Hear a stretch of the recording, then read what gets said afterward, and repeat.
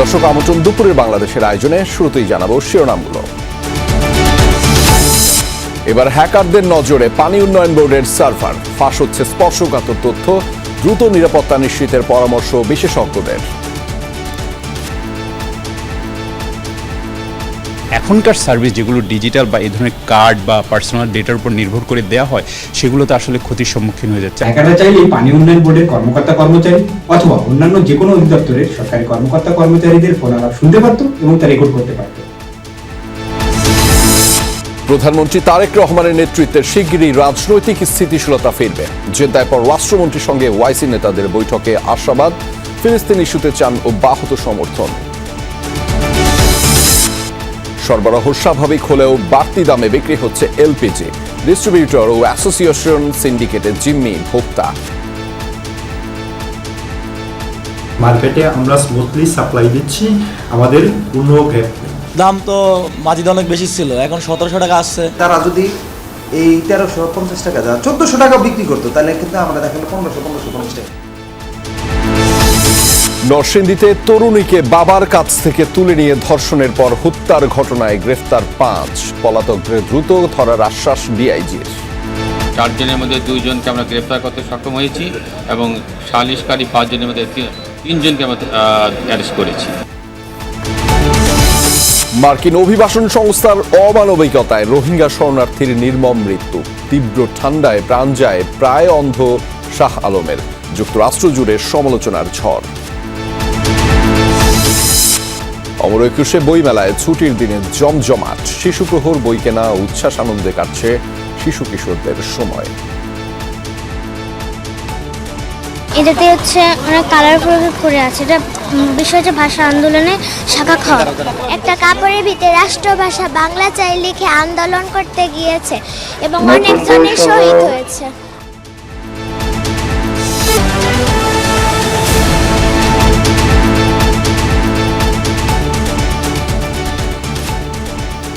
দর্শক দেখছিলেন শিরোনামগুলো। এছাড়াও দেশ বিদেশের আরো খবর নিয়ে দুপুরের বাংলাদেশে আপনাদের সাথে আছি আমি আহমেদ রেজা। এবার জানাচ্ছি বিস্তারিত। পানি উন্নয়ন বোর্ডের সার্ভার থেকে ফাঁস হচ্ছে স্পর্শকাতর তথ্য। গত 14 ফেব্রুয়ারি একটি সাইবার থ্রেট ইন্টেলিজেন্স প্ল্যাটফর্মে বিষয়টি ধরা পড়লেও সুরাহা হয়নি। পাউবোর দাবি, তাদের সার্ভার এখনও সুরক্ষিত। বিশেষজ্ঞরা বলছেন সরকারি সাইটে ধরনের ত্রুটি অস্বাভাবিক কিছু নয়, তবে দ্রুত নিরাপত্তা নিশ্চিত করতে না পারলে বড় ধরনের ক্ষতির আশঙ্কা রয়েছে। পানি উন্নয়ন বোর্ড দেশের নদ নদীগুলোর পানি প্রবাহ পরিমাপ থেকে বন্যার পূর্বাভাস, সতর্কতা, নদী রক্ষা এবং নদী সংক্রান্ত যাবতীয় কাজ করে রাষ্ট্রীয় সংস্থাটি।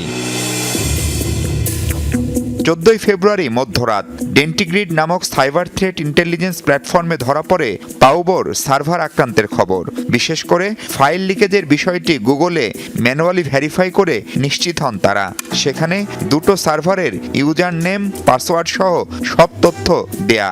যে কেউ এগুলো ব্যবহারের মাধ্যমে টেলিফোনের পুরো নিয়ন্ত্রণ নিয়ে তাদের হয়ে কথা বলতে পারবে। সচরাচর বিদেশি হ্যাকাররা এমন সুযোগের অপেক্ষায় থাকেন, কথাও বলেন। মাস শেষে এসব স্ক্যাম কলের কোটি কোটি টাকার বিল গুনতে হয় সেই প্রতিষ্ঠানকে। কর্তৃপক্ষকে মেইল করে ফাইলটি হাইড করার পরামর্শ দিলেও আমলে নেয়নি তারা। বিষয়টি নিয়ে ফোনে কথা হলেও টনক নড়েনি। 14 তারিখ রাত্রে আমরা প্রথম রেড অ্যালার্ট শনাক্ত করি এবং দেখতে পাই যে বাংলাদেশ ওয়াটার ডেভেলপমেন্ট বোর্ডের একটি ফাইল লিক হয়েছে।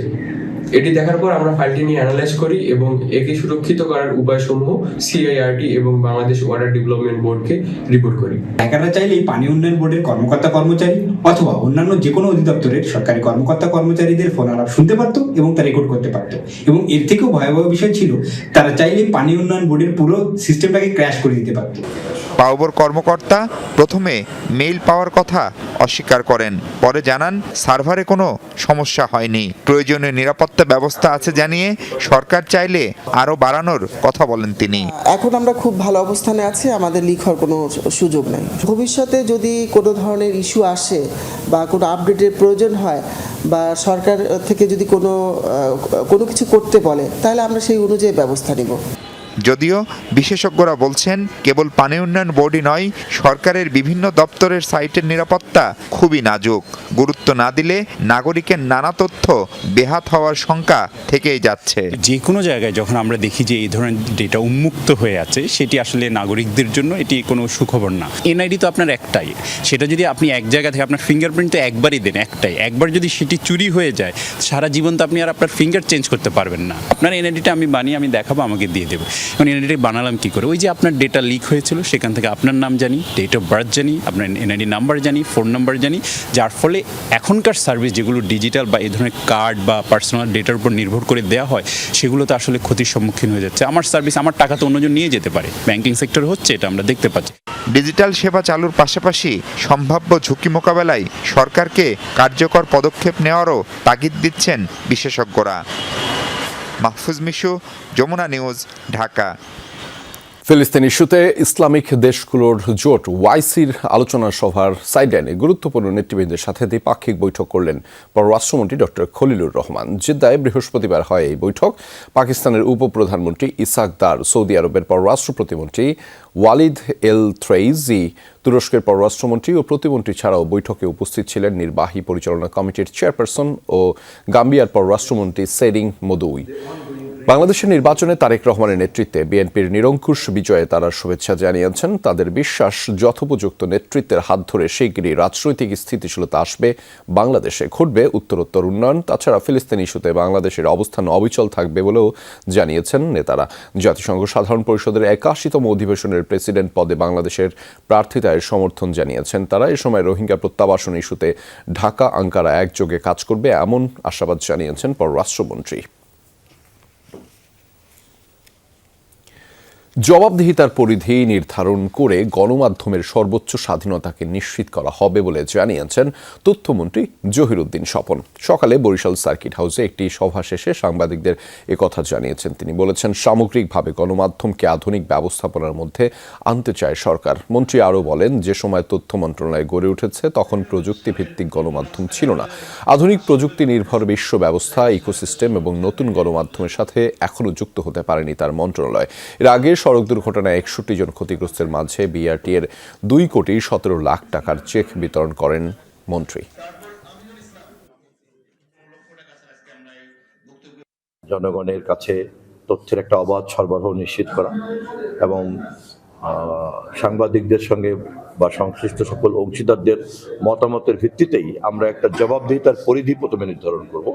তারপর সেই পরিধির সীমানার মধ্যে আমরা সর্বোচ্চ স্বাধীনতাকে নিশ্চিত করব।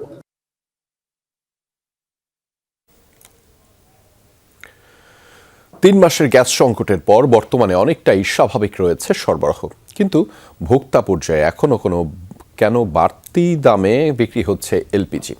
যমুনার অনুসন্ধানে উঠে এসেছে চাঞ্চল্যকর তথ্য। সংকট না থাকলেও দামের লাগাম টানছে না এক শ্রেণীর ডিস্ট্রিবিউটর। বিস্তারিত মশিউর অনিকের প্রতিবেদনে, ক্যামেরায় ছিলেন বিবেক।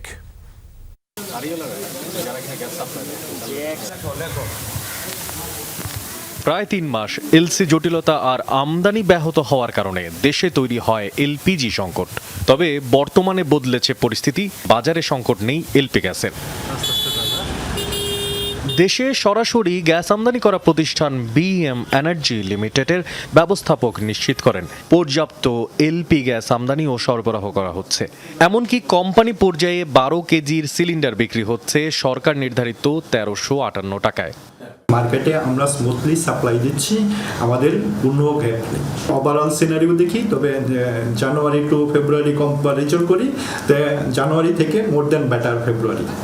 তবে আমদানিকারকদের কথার সাথে আকাশ পাতাল তফাৎ মাঠ পর্যায়ে। সরবরাহ স্বাভাবিক থাকলেও বাজারে দাম এখনো স্বাভাবিকের তুলনায় অনেক বেশি। 1800 টাকা গ্যাস, 1800 টাকা দাম তো মাঝিতে অনেক বেশি ছিল, এখন 1700 টাকা আসছে। খোঁজ নিয়ে জানা যায় কোম্পানি ডিস্ট্রিবিউটররা ডিস্ট্রিবিউটরদের থেকে 1358 টাকায় কিনে বিক্রি করছেন 1500 বা তার বেশি দামে। বাড়তি মুনাফার ঝুঁকি পোহাচ্ছেন ভোক্তারা। লোকাল ডিস্ট্রিবিউটরদের বক্তব্য, তারা বাড়তি দামে কেনায় অতিরিক্ত দামে বিক্রি করতে বাধ্য হচ্ছেন, যার পেছনের মূল কারিগর কোম্পানি ডিস্ট্রিবিউটররা। দোকান ভাড়া, গোড়ানো, এটা সেটা নিয়ে সবকিছু মিলে 150 টাকা লাভ করবো, কিন্তু ওরা আজকেও নিতেছে 1500 টাকা। তারা যদি এই 1350 টাকা যা 1400 টাকা বিক্রি করতো, তাহলে কিন্তু আমরা দেখালো 1550 টাকা। অনুসন্ধানের এক পর্যায়ে হৃদয় এন্টারপ্রাইজ নামের এক কোম্পানি ডিস্ট্রিবিউটর তাদের সিলিন্ডার বেশি দামে বিক্রির কথা স্বীকার করেন। এই প্রতিষ্ঠানের স্বত্বাধিকার দাবি করেন সংকটকালে অ্যাসোসিয়েশনের সিদ্ধান্ত অনুযায়ী 1500 টাকায় বিক্রি করা হচ্ছিল, যা এখনো কমানো হয়নি। গ্যাস বিক্রি করেন, তার মেমো নাই কোনো? আছে, দেখেন মেমোটা দেখেন। আজকে যে মেমো মানুষের দিছি। আপনি এটা কেন দেন দেখেন তো আমাকে একটু। এগুলো কেন দেন? এডি ওই টাইমে হয়েছিল। আপনি আমার থেকে দেখেন না, ও ঠিক আছে, আপনার হিসেব। আপনি এগুলো কেন দেন? এখন আমার কথা বলছেন, এই যে এটি আগে একটু ছিল না, অল্টারনেটিভ ছিল, এর লেগে এটি দিয়েছিলাম। আগে কতদিন আগে দিচ্ছেন বলুন কতদিন আগে দিচ্ছেন আপনি আমার বলুন। এখন তো 1550 করে বেচতেছি। আপনি 21 তারিখেও দিচ্ছেন, এটা দেখেন আপনি 21 তারিখে, এই মাসের 21 তারিখেও আপনি এইভাবে করে দিচ্ছেন। তো আগের আর এখনকার হিসাব করে লাভ? এটা 1550 করে। 1550 করে দিচ্ছেন, কিন্তু আপনি এইভাবে দিতে পারেন নাকি এইভাবে দিতে হয়? না, এটা দেওয়া লাগে। তাহলে এটা দেওয়ার পিছনে আপনার কারণ কি? কার সাথে কি? যাতে করে গভর্নমেন্ট একটু দাম দিয়ে বেশি বেচতেছে। আপনি বলেন এটা কি ঠিক? বলেন। না, এটা ঠিক না। অপরাধ স্বীকার করে তৎক্ষণাৎ দাম সমন্বয় করে বিক্রির প্রতিশ্রুতি দেন তিনি। এখন পর্যন্ত সংকট না থাকলেও লাগাম টেনে ধরা যাচ্ছে না গ্যাসের দামের। এর পেছনের কারণ কি হতে পারে? আদ্যপান্ত খুঁজতে গিয়ে আমরা পেয়েছি কোম্পানি ডিস্ট্রিবিউটররা এখন পর্যন্ত তাদের অ্যাসোসিয়েশনের যে বেঁধে ধরা দাম, অর্থাৎ সংকটকালীন বেঁধে ধরা দাম, সে দামে বিক্রি করছেন গ্যাস। প্রশাসন এই বিষয়ে কী দায়িত্ব নিচ্ছেন, কী ব্যবস্থা নিচ্ছেন, দেখার বিষয় কত দ্রুত সাধারণের হাতে নির্ধারিত ন্যায্য মূল্যে পৌঁছে দেওয়া সম্ভব গ্যাসের যোগান। মশিউর অনিক, যমুনা নিউজ, ঢাকা। নরসিংদীর মাধবদীতে বাবার কাছ থেকে তুলে নিয়ে ধর্ষণের পর ভুক্তভোগী তরুণীকে হত্যার ঘটনায় 5 জনকে গ্রেফতার করেছে পুলিশ। বৃহস্পতিবার রাতে মাধবদী থানায় এই ঘটনায় 9 জনকে আসামি করে মামলা দায়ের করেন ভুক্তভোগীর মা। রাতেই জেলার বিভিন্ন স্থানে অভিযান চালিয়ে 5 আসামিকে গ্রেফতার করে পুলিশ। তারা হলো মহিষাসুর ইউনিয়ন বিএনপির সহসভাপতি ও সাবেক মেম্বার আহমদ আলী দেওয়ান, তার ছেলে ইমরান দেওয়ান, গাফফার, মূল অভিযুক্ত নুরার চাচাতো ভাই আয়ুব এবং এবায়দুল্লাহ।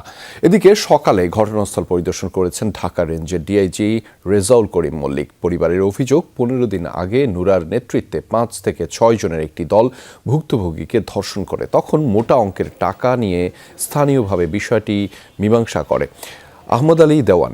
বুধবার সৎ বাবার সাথে খালার বাড়িতে যাচ্ছিল ওই তরুণী। এ সময় নুরার নেতৃত্বে 5 যুবক তাকে ছিনিয়ে নিয়ে আবারও সংঘবদ্ধ ধর্ষণের পর হত্যা করে। গতকাল একটি ক্ষেত থেকে তার মরদেহ উদ্ধার করে পুলিশ।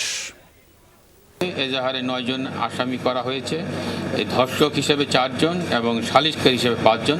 তার ভিতর ধর্ষণ 4 জনের মধ্যে 2 জনকে আমরা গ্রেফতার করতে সক্ষম হয়েছি এবং সালিশকারী 5 জনের মধ্যে 3 জনকে আমরা অ্যারেস্ট করেছি।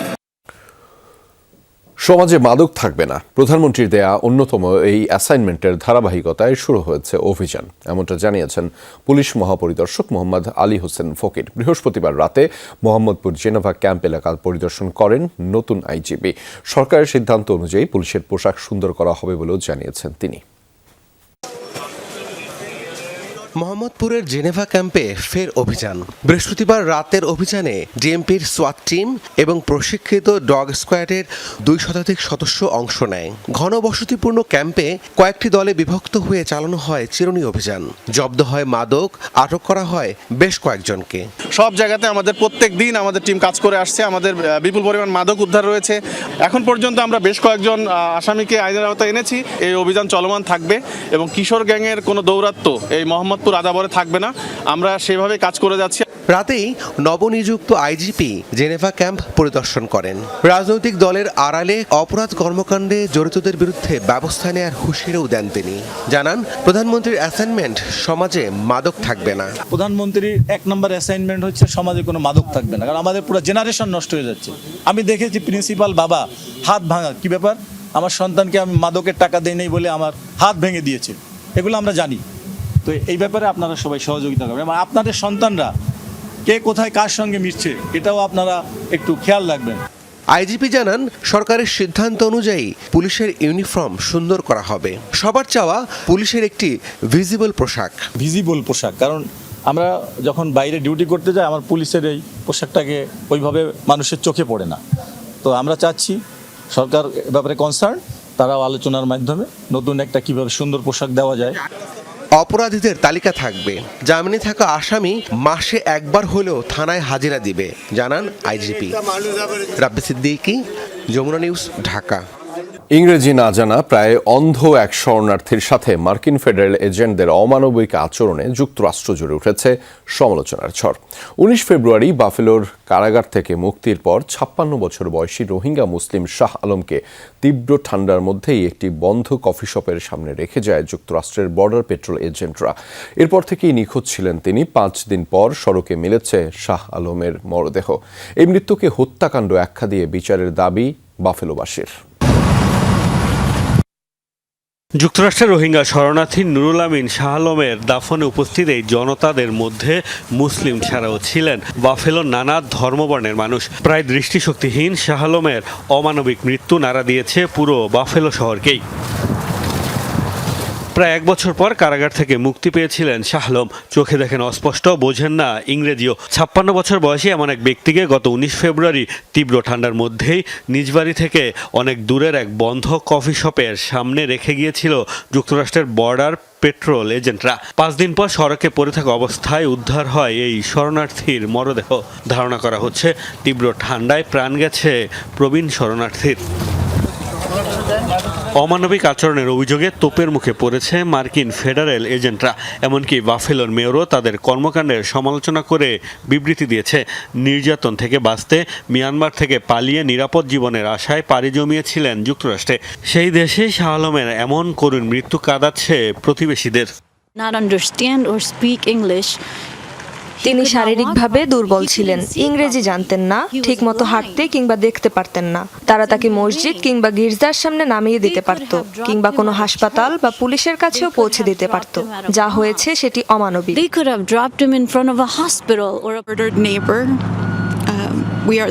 নিহত হওয়া আমার প্রতিবেশী নুরুল আলমকে সম্মান জানানোকে কর্তব্য মনে করছি। বাফেলো ভালো প্রতিবেশীর শহর, আমরা একে অপরের পাশে দাঁড়াই। আমি একজন ইহুদি হয়ে আমার মুসলিম ভাই বোনদের সাথে হওয়া অন্যায় ও নিষ্ঠুরতার বিরুদ্ধে কথা বলাকে গুরুত্বপূর্ণ মনে করি। বিক্ষুব্ধ বাফেলোর সাধারণ মানুষ শাহ আলমের জন্য চান ন্যায় বিচার, আর তাই তার মৃত্যুর জন্য দায়ীদের শাস্তির দাবিতে আয়োজন করেছেন প্রতিবাদ সভার। আমি একজন সাবেক শিক্ষক। আমি অভিবাসীদের, নতুন শরণার্থীদের পড়াতাম। তাদের এখানে নিরাপদ থাকার কথা, তাদের নিরাপদ আশ্রয় দেওয়ার কথা আমাদের। বিশেষ করে রোহিঙ্গা জনগোষ্ঠী, তারা নিজ দেশে অনেক নির্যাতন সহ্য করেছে। এ ঘটনায় এরই মধ্যে শুরু হয়েছে তদন্ত। ফেডারেল এজেন্টদের দাবি শাহ আলমের ইচ্ছেতেই তাকে ওই কফি শপের সামনে ছেড়ে দেওয়া হয়েছে। এ সময় তাকে শারীরিকভাবে অক্ষম মনে হয়নি বলেও দাবি তাদের। মোস্তফা মাহমুদ, যমুনা নিউজ। ঝিনাইদহে বিএনপির অভ্যন্তরীণ কোন্দলের জেরে 2 গ্রুপের সংঘর্ষে 2 পুলিশ সদস্য সহ আহত হয়েছেন 10 জন। দুপুরে কালীগঞ্জ থানা মোড়ে এই ঘটনা ঘটে। পুলিশ জানায়, মহারাজপুর ইউনিয়নের বিএনপি নেতাকর্মীদের নিয়ে মিটিং করছিলেন রাশেদ খান। এ সময় অভ্যন্তরীণ কোন্দল থেকে প্রথমে কর্মীদের মধ্যে কথা কাটাকাটি হয়, পরে তা সংঘর্ষের রূপ নেয়। এ সময় একটি পক্ষ ধাওয়া খেয়ে পাশে থানার ভেতরে ঢুকে পড়ে। পরে অন্য পক্ষ থানায় গেলে সেখানে আবারও হাতাহাতিতে জড়ায় উভয় পক্ষ। এ সময় 2 পুলিশ সদস্য সহ 10 জন আহত হন।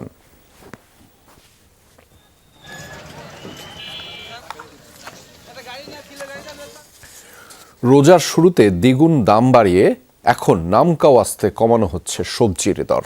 কেননা লেবুর হালি এখনও 80 টাকা। ছেড়ে কথা বলছে না বেগুন, কাঁচামরিচ আর পেঁয়াজও। ব্যবসায়ীদের যুক্তি, রমজানে ক্রেতারা হুমড়ি খেয়ে পণ্য কিনতে আসায় বাজারে চাপ পড়েছিল, তবে এখন দাম কমে আসছে। রোজার দ্বিতীয় সপ্তাহে লেবুসহ বিভিন্ন ধরনের সবজির দামই কমেছে, কিন্তু এতে ক্রেতাদের মাঝে স্বস্তি ফিরেছে কি? সীমিত আর মধ্যবিত্তের নাগালে কি এসেছে দাম? 40 টাকা হালির লেবু রোজার শুরুতেই দাম বাড়িয়ে বিক্রি হয় 120 টাকায়। এখন সে লেবু 80 টাকা হালিতে মিলছে। অর্থাৎ কদিনের ব্যবধানে দাম কমলেও রোজার শুরুর তুলনায় এখনও বাড়তি দর। 100 টাকার কাঁচামরিচও রোজার শুরুতে ডাবল সেঞ্চুরি করে ফেলে। এখন দাম কমে তা মিলছে 140 টাকাতে। একই চিত্র পেঁয়াজ, বেগুন সহ বাকি নিত্যপণ্যের। বেগুন রোজার আগে আসছিল 80 টাকা, এরপর হচ্ছে 140, 160 হয়ে গেছে, আর এখন আসছে 120 টাকা। রোজার আগে ছিল 120, 200 টাকা ছিল, এখন 140, ভালোটা 160 এরকম। লাউ ছিল 80 টাকা, 100 টাকা, এখন 60 টাকা, 70 টাকা লাউ। ক্রেতাদের মতে দাম কমলেও সবজি কিনতে এখনো বাড়তি টাকা বেরিয়ে যাচ্ছে পকেট থেকে। আলুর দাম তলানিতে, কিন্তু নাগালে আসেনি বেশিরভাগ সবজির দর। বিশেষ করে সজনে, করলা, ঢেঁড়স আর বরবটির দাম তো আকাশচুম্বী। সবজির বাজারের অবস্থা খুব নাজেহাল, যেরকম লেবু, শসা, তারপরে এই তরিতরকারি, এর অবস্থা খুব বেশি দাম। সবজি কোনো মধ্যে কমতে আসে না, কারণ টমেটো আগে ছিল 40 টাকা, এখন 4 টাকা 50 টাকা, সব জিনিসের দাম বাড়তি। বিক্রেতাদের মতে সরবরাহ বাড়ায় কমতে শুরু করেছে দাম। পাশাপাশি চড়া বাজারের সময় ক্রেতারা পণ্য কেনা কমিয়ে দেয়, তারও প্রভাব পড়েছে বাজারে। মালটা কম আসতো, তার জন্য দামটা একটু বেশি ছিল। এখন দিন যতই যাচ্ছে ততই দাম কমতেছে, বিশেষ করে লেবুটা। রোজার দিনে তো সবজির দাম, সবজি উৎপাদন অনেক বেশি, কিন্তু আমাদের চাহিদা খুব কম, বেচা কিনা হচ্ছে না বা খাচ্ছে না। রোজা হিসেবে সবজি অনেক কম চলে। এছাড়া ভোক্তা অধিকারের অভিযান রমজানে বেড়েছে বলেও জানান ক্রেতা বিক্রেতারা। হুমায়ুন রশিদ, যমুনা নিউজ, ঢাকা। এদিকে মাসের শেষে মাছ বাজারে ক্রেতার রয়েছে আকাল, বেচাকেনা নেই বললেই চলে, ফলে দর কিছুটা কমেছে। তবে বড় মাছের দাম আকাশ ছোঁয়া। ব্যবসায়ীরা জানালেন শখ করেও ইদানিং নদীর মাছ কেনেন না ক্রেতারা, এতে চাষের জাতে চাপ পড়েছে। এদিকে ইফতারের অনুষঙ্গ হিসেবে চাহিদা ও দাম বেড়েছে চিংড়ির। আরও জানাচ্ছেন সহকর্মীরা। রোজার প্রথম সপ্তাহে আমরা মাছ বাজারে যে অস্থিরতা দেখেছিলাম, সবাই একটু বেশি পরিমাণেই মাছ কিনে নিচ্ছিলেন এমন প্রবণতা ছিল। সে কারণে কিন্তু দামও বেড়ে গিয়েছিল সব ধরনের চাষের এবং নদীর মাছের কেজিতে প্রায় 50 থেকে 100 টাকার মতো।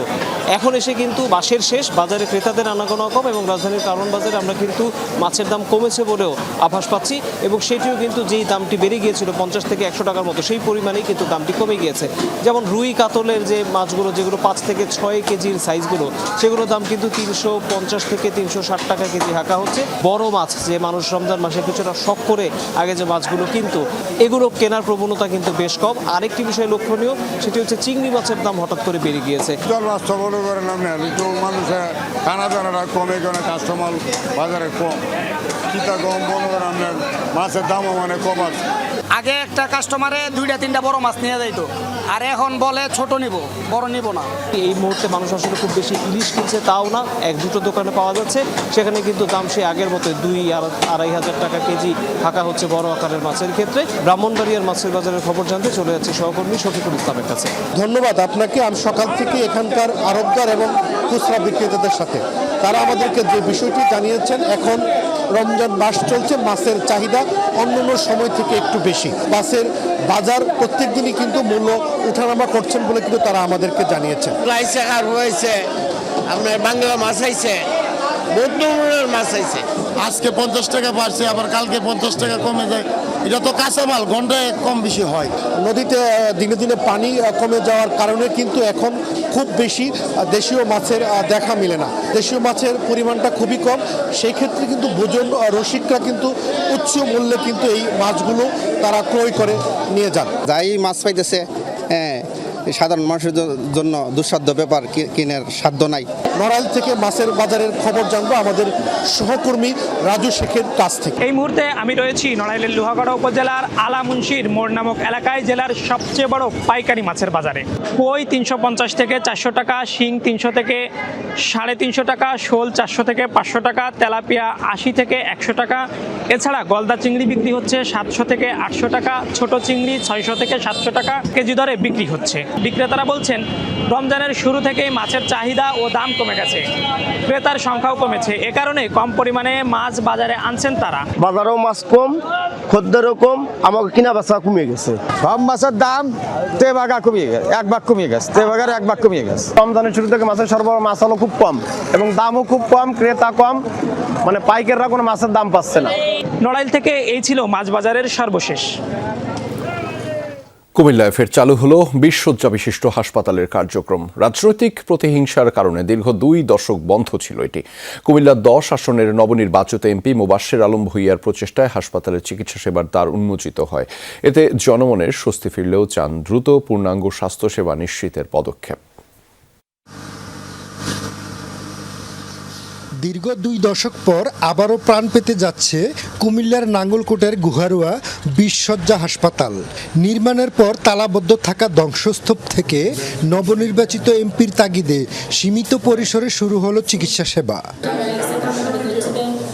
স্থানীয়দের অভিযোগ ছিল ভবন থাকলেও ছিল না চিকিৎসক, ছিল না প্রয়োজনীয় সরঞ্জাম, ফলে সামান্য চিকিৎসার জন্য ছুটতে হতো জেলা শহর কিংবা উপজেলা স্বাস্থ্য কমপ্লেক্সে। এতে সময় ও অর্থ গুনতে হতো সাধারণ মানুষকে। এই হাসপাতালটি যদি চালু করা হয় পূর্ণাঙ্গভাবে, তাহলে নাঙ্গলকোট, মনোহরগঞ্জ, সেনবাগ লোকেরা অনেক সুবিধা পাবে। প্রতিহিংসা করিয়ে মূলত এই হাসপাতালটা বন্ধ রাখছে। মা বোন সিজারের রুগী লই কিছুদিন আগে আমি আমার ছোট ভাইয়ের বলে লই রাতে 2টা বাজে আমরা লাকসাম যাইতে হয়েছি। দীর্ঘদিন যাবত থেকে আমরা এটার অপেক্ষায় আছি যে এটা চালু করে দেয় আমাদের ভোগান্তিটার জন্য আমরা কষ্টটা মুক্ত হইতাম। বর্তমানে সীমিত জনবল নিয়ে চালু হয়েছে বহির্বিভাগ। পূর্ণাঙ্গ সেবা পেতে এখনও প্রয়োজন অবকাঠামো মেরামত, চিকিৎসক, নার্স, টেকনিশিয়ান, আসবাবপত্র ও চিকিৎসা সরঞ্জাম, যার আনুমানিক ব্যয় 3 কোটির বেশি। তবে প্রাথমিকভাবে 20 লাখ টাকা বরাদ্দ পাওয়ার আশ্বাস স্বাস্থ্য সংশ্লিষ্টদের। আউটডোর সেবা আমি চালু করে দিয়েছি ইতিমধ্যে, আর যদি আমাদের বরাদ্দ আসে ইনশাল্লাহ আমরা 50,000 চালু করে দিব। একটা প্রাক্কলন করা হয়েছে আমার পূর্বসূরি যিনি ছিলেন, তো ওনারা প্রায় 2,40 লাখ টাকার একটা এস্টিমেট করছিল। আমরা 20 লাখের মধ্যে শুধু এই হাসপাতালটাকে কিছুটা মানুষ করার মতো আপাতত করব, বাকিটা টাইম টু টাইম আস্তে আস্তে আগাবে আর কি। নবনির্বাচিত সংসদ সদস্য বলছেন, হাসপাতালটিকে পূর্ণাঙ্গ রূপ দেয়াই এখন তার প্রধান লক্ষ্য। ঊর্ধ্বতন কর্তৃপক্ষকে আমরা অনুরোধ করব যে আপনাদের যেটুকু বাজেট আপনারা প্রণয়ন করুন, এই হাসপাতালটুকুতে যেন আমরা চালু করতে পারি, মানুষের চিকিৎসা সেবা দিতে পারি। প্রায় 2 দশক পর চালু হলেও এখনও পুরোপুরি প্রস্তুত নয় গুহারুয়া 20 শয্যার এই হসপিটালটি। প্রয়োজনীয় জনবল, ওষুধ, সরঞ্জামাদি নিশ্চিত হলে শুধু নাঙ্গলকোটের মানুষই নয়, আশপাশের অন্তত 3টি উপজেলার মানুষের স্বাস্থ্যসেবা নিশ্চিত হবে বলে মনে করেন সচেতন নাগরিকরা। খোকন চৌধুরী, যমুনা নিউজ, কুমিল্লা। সাপ্তাহিক ছুটির দিন শুক্রবার বেলা 11টায় খুলল অমর 21শে বইমেলার দুয়ার। আজ বিশেষ আয়োজন শিশু প্রহর। সকালে বাংলা একাডেমি প্রাঙ্গণে শিশু কিশোরদের জন্য ছিল চিত্রাঙ্কন প্রতিযোগিতা। তাতে ভাষা আন্দোলন, মুক্তিযুদ্ধ আর 24-এর গণঅভ্যুত্থানের বিষয়াবলী অঙ্কন করে শিশুরা। শুক্র ও শনিবার শিশু প্রহরের সাংস্কৃতিক আয়োজন আর চিত্রাঙ্কন প্রতিযোগিতা থাকবে, এমনটা জানিয়েছেন মেলা সংশ্লিষ্টরা। এছাড়া আগামী শুক্রবার থেকে শিশুদের বহুল প্রতীক্ষিত সিসিমপুর মঞ্চের আয়োজনও বইমেলায় থাকছে। এদিকে এখনও মেলার 40% স্টলের কাজ বাকি, তাই বেচা কেনার পাশাপাশি চলছে নির্মাণ কাজও। নানা সমীকরণ আর কাটা ছেঁড়া এবারের মেলা মাত্র 18 দিনের। রমজান মাস হওয়ায় ক্রেতাদের উপস্থিতি আর বইয়ের কাটতি নিয়ে শঙ্কায় রয়েছেন প্রকাশকরা। প্রতিদিন দুপুর 2টা থেকে রাত 9টা পর্যন্ত চলবে মেলা, যার পর্দা নামবে 15ই মার্চ। আমার বাচ্চা আসবে, বিভিন্ন রকমের বইয়ের উপরের মলারটা দেখবে, এটাই তো অনেক কিছু। আসার একটা আনন্দ, সবার সাথে দেখা হয়, বই পড়া হয়, এটাতে অনেক মজা লাগে। আমরা বেসিক্যালি সিসিমপুর দেখার জন্য এখানে আসা হয়। সিসিমপুর দেখবো, কিছু বই কিনবো, একটু ঘোরাফেরা হবে, সবার সাথে দেখা হবে। বাচ্চাদেরকে নিয়ে আসলে ওদের আগ্রহটা আরো বাড়বে, এই জন্যই এটাকে আমি একটু গুরুত্ব সহকারে দেখি। রমজানের জাতীয় মসজিদ বাইতুল মোকাররমে প্রতিদিনই গণ ইফতারের আয়োজন হয়। বাংলাদেশ ইসলামিক ফাউন্ডেশন, বাইতুল মোকাররম, জাতীয় মসজিদ মুসল্লি কমিটি, তাবলিগ জামাতের অনুসারী সহ আরও কয়েকটি সংগঠন রাখে এই আয়োজন, যাতে শরিক হতে পারেন মসজিদে আগত যে কেউ। এমন আয়োজনে খুশি রোজাদাররা। বিস্তারিত জানাচ্ছেন শওকত মঞ্জুর শান্ত। জাতীয় মসজিদ বাইতুল মোকাররম সারা বছর মুসল্লিদের পদচারণায় মুখর থাকলেও রমজান মাসে লাভ করে ভিন্ন মাত্রা। ওয়াক্তিয়া সাতাদের পাশাপাশি অনেকেই আসেন, মশগুল হন কুরআন তিলাওয়াত সহ নফল ইবাদতে। রমজানে আসরের নামাজের পর থেকেই শুরু হয় ইফতারের প্রস্তুতি। মসজিদের টিন শেড অংশ কিংবা পূর্ব শানে আয়োজন করা হয় গণ ইফতার। বাম পাশে ইসলামিক ফাউন্ডেশনের পক্ষ থেকে করা হয় আয়োজন, যেখানে প্রায় 2000 রোজাদার ইফতার করেন। আমাদের এখানে 8টা আইটেম আছে। আইটেমগুলোর মধ্যে আছে খেজুর আছে, উন্নত মানের খেজুর আছে, ছোলা বুট আছে, আপনার মুড়ি, বেগুনি, পেঁয়াজু, আলুর চপ এবং একটা 1/2 লিটার পানি আছে। পূর্ব শানের ডান পাশে আয়োজন করে বায়তুল মোকাররম জাতীয় মসজিদ মুসল্লি কমিটি। এখানে প্রায় ৩,০০০ মানুষ সারেন ইফতার। একই সাথে তাবলিগ জামাতের উদ্যোগে ৬ থেকে ৭০০ মানুষের আয়োজনও থাকে। প্রত্যেকটি সংগঠনের আয়োজন আলাদা হলেও সব মিলিয়ে বায়তুল মোকাররমে ইফতার করতে পারেন ৫ থেকে ৬ হাজারের বেশি মানুষ। সারাদিন রোজা থেকে এই যে মনে ভালো লাগে, বাইতুল মুকাররমে ইফতারিটা করলে ভালো লাগবে। 10 জনের লগে খাওয়া যায় একসাথে, আনন্দ ফুর্তিতে ভালো লাগে। ভালো ইফতারি হয়, তৃপ্তি ভাইয়া সবাই হাইতে পারতেছে। অপরিচিত থাকলেও কোনো সমস্যা না, সবাই মিলে আমরা কিন্তু সবাই ভাই ভাই হিসাবে, মুসলিম ভাই ভাই হিসাবে ইফতার করতেছি। আমি না খাই ইফতার করতে পারলে খুব ভালো, এটাই আমি চাই। এখানে যখন থেকে আমরা এই দায়িত্বে আসছি, এই যে ইফতার করাচ্ছি, যে তৃপ্তি সহকারে আমি ইফতার করি, এক মুঠো হয়তো চানা বা মুড়ি দিয়েই করি, বাট যে তৃপ্তিটা এইটা আসলে এটা আমি বলতে পারবো, প্রকাশ করতে পারবো না। আজানের সময় ঘনিয়ে এলেই বড় পাত্রে কয়েকজন মিলে ছোলা, মুড়ি, বিভিন্ন প্রকার ভাজা পোড়া নিয়ে বসে পড়েন। ইফতারের আগ মুহূর্তে দুহাত তুলে মহান আল্লাহর কাছে জানান ফরিয়াদ। ربنا ظلمنا أنفسنا وإن لم تغفر لنا وترحمنا لنكونن من الخاسرين। আজানের ধ্বনি শুনলেই বিসমিল্লাহ বলে সারাদিনের রোজা ভাঙেন মুসল্লিরা। নেই জাতপাত, ধনী গরিবের ভেদাভেদ, নেই পরিচয়, তবুও নিঃসংকোচ সবাই এক পাত্রে বসেই ভাগাভাগি করেন ইফতার। এখানেই ইসলামের সৌন্দর্য, এখানেই শান্তি ও সমতার বিধান। এখানে কে ধনী, কে গরিব, কে মধ্যবিত্ত, নিম্নবিত্ত, কোনো বাঁধ বিচার নেই, সবাই একসাথে ইফতার করে। এর মতো আনন্দ আর কি হতে পারে? সব হয়, আমরা খাই যা আল্লাহর রহমতে। এখানে এক্সপিরিয়েন্স নিতে আসছি, আগে কখনো করি নাই, প্রথম আমার। বড় ভাইরা বললো যে ওই জায়গায় যাই হোক ইফতার, তাই আর কি এই জায়গায় বসছি আমরা, আসছি আজকে। এখানে সুরতটাকে পুরোপুরি পালন করি, তারপরে আমার জামাতের সাথে পড়ি। বিশাল একটা ব্যাপার, বিশাল ব্যাপার। সবাই জানে যে এখানে সবাই মেহমান, আসলেই এখানে ইফতার করা যাবে এবং সবাই আপন হিসেবে সবাইকে সবাই গ্রহণ করে নিচ্ছে। এটাই ইসলামের বিউটি, এটাই ইসলামের সৌন্দর্য এবং এর মাধ্যমেই যে ইসলামের যে পারস্পরিক ভ্রাতৃত্ব, বন্ধুত্ব, ভালোবাসার যে বিষয়টা সেটা গড়ে উঠবে। পরিপূর্ণ তৃপ্তি নিয়ে খাবার গ্রহণের পর সম্পন্ন করেন ইফতার। সন্তুষ্ট চিত্তে ইফতার শেষে চলে মাগরিবের নামাজের প্রস্তুতি। শওকত মঞ্জুর শান্ত, যমুনা নিউজ, ঢাকা। দর্শক, এবার জানাবো ঈদ বাজারের খবরাখবর।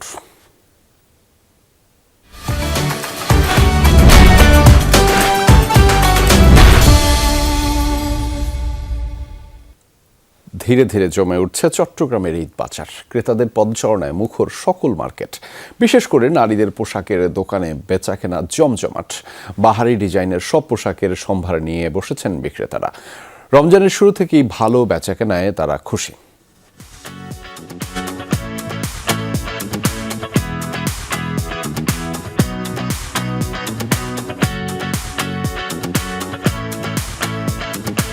পাইকারি ও খুচরা কাপড়ের মার্কেট, টেরিবাজার ও সেন্টার প্লাজা এবং শপিং মলের সব দোকানে রোজার শুরু থেকে ভিড়।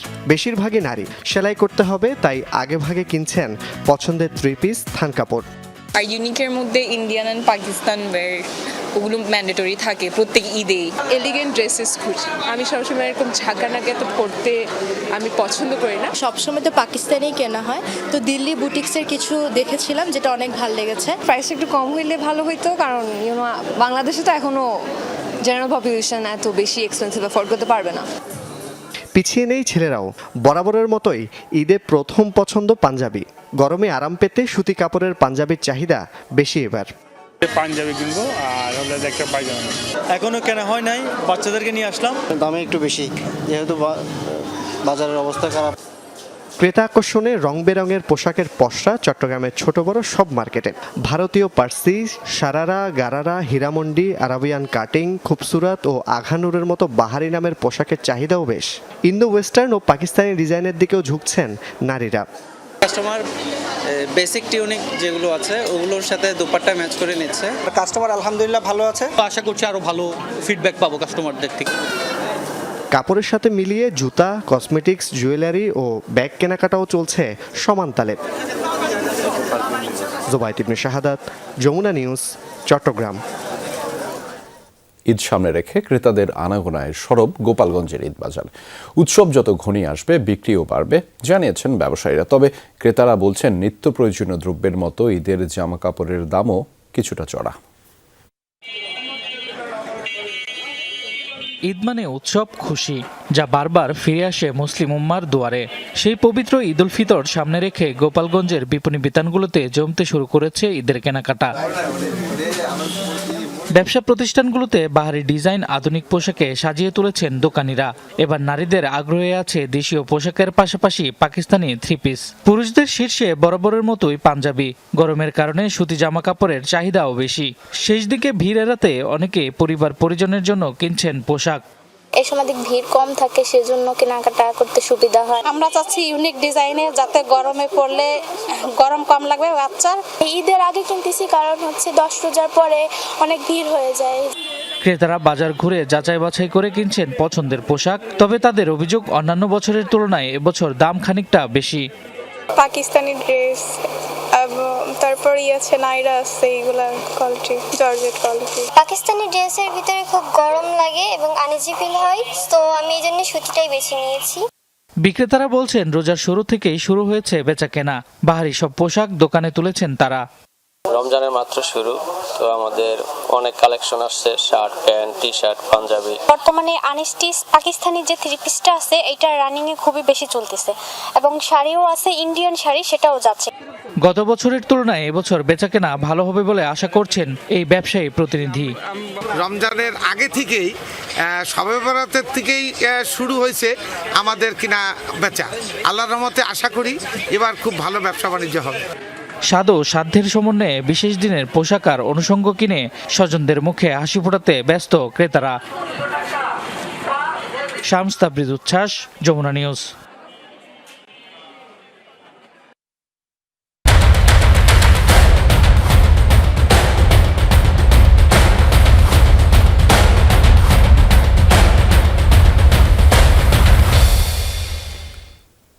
জানাচ্ছি টি-20 বিশ্বকাপের খবর। সুপার 8-এর হাই ভোল্টেজ ম্যাচে আজ মুখোমুখি হবে দুই জায়ান্ট, ইংল্যান্ড ও নিউজিল্যান্ড।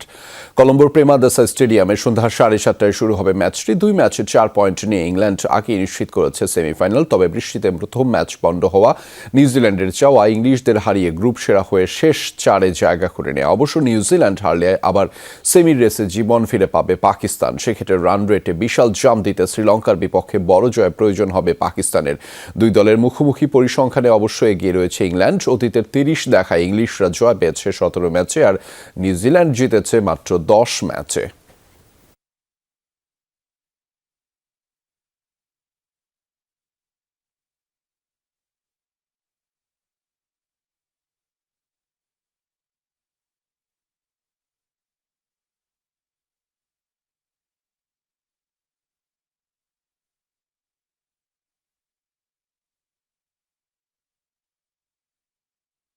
বুটজোড়া তুলে রাখার আগেই এবার ক্লাবের মালিক বনে গেলেন ক্রিশ্চিয়ানো রোনালদো। কিনে নিয়েছেন স্প্যানিশ ক্লাব আলমেরিয়ার 25% মালিকানা, যে ক্লাবের মূল মালিক সৌদি বিনিয়োগ গ্রুপ SME। একসময় আলমেরিয়ার বিপক্ষে খেলা CR7-এর এবার স্বপ্ন পূরণ করলেন ক্লাব মালিক হয়ে। বর্তমানে স্প্যানিশ দ্বিতীয় বিভাগে খেলা আলমেরিয়া আছে লা লিগায় ফেরার অপেক্ষায়। ডিসেম্বর 2024 দুবাই গ্লোব সকার অ্যাওয়ার্ড অনুষ্ঠানে ইউরোপের কোনো একটি ফুটবল ক্লাবের মালিক হওয়ার ইচ্ছা প্রকাশ করেছিলেন ক্রিশ্চিয়ানো রোনালদো। মাত্র 14 মাসের মাথায় সত্যি হলো সেই স্বপ্ন। স্পেনের দ্বিতীয় বিভাগের ক্লাব আলমেরিয়ার সহমালিক এখন CR7। কিনেছেন ক্লাবটির 25% শেয়ার।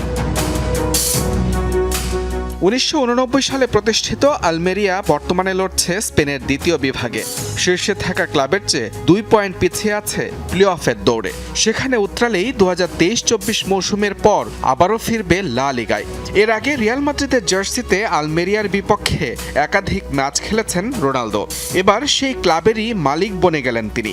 CR7 স্পোর্টস ইনভেস্টমেন্ট কোম্পানির ব্যানারে এই বিনিয়োগ করেন রোনালদো।